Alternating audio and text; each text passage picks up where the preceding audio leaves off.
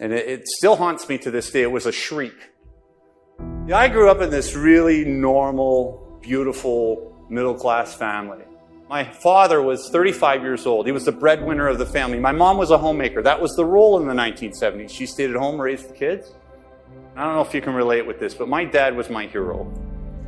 And not everybody has that kind of dad, but my dad was my hero. He was a hockey coach. He was a baseball coach. He was the kind of man that you wanted to be your best for. And I felt in his shadow I could do or be anything. And I felt loved and accepted. In August 1975, I remember the night the priest from the local parish came and knocked on our door, and I remember it because I remember the sound that my mom made.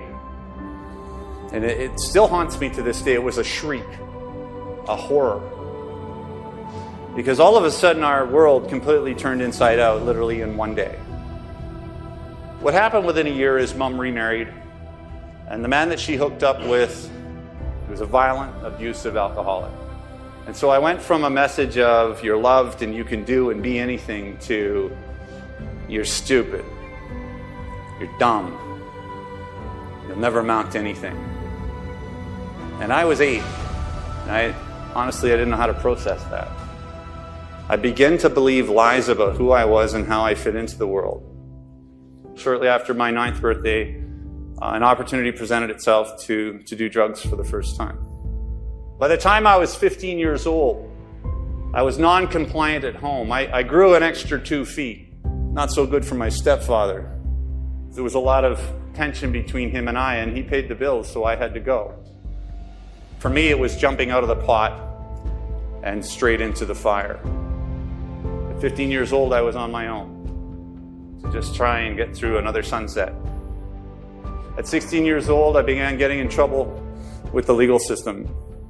I remember going back out to the street, completely broken as a human being, walking up East Hastings with the pouring rain. And I said to myself, how did I get here?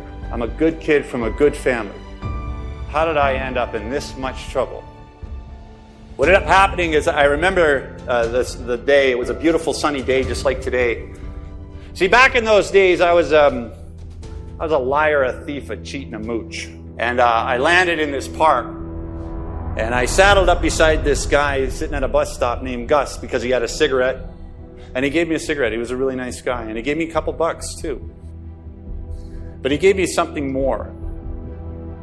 The entire time I was sitting there talking to him, Gus said to me, he says, you know, Joe, he says, there's more to you than you can see.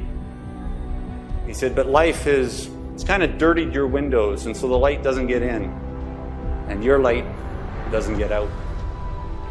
You could go on to do extraordinary things because you're a real bright guy. I remember when he was talking to me and he was speaking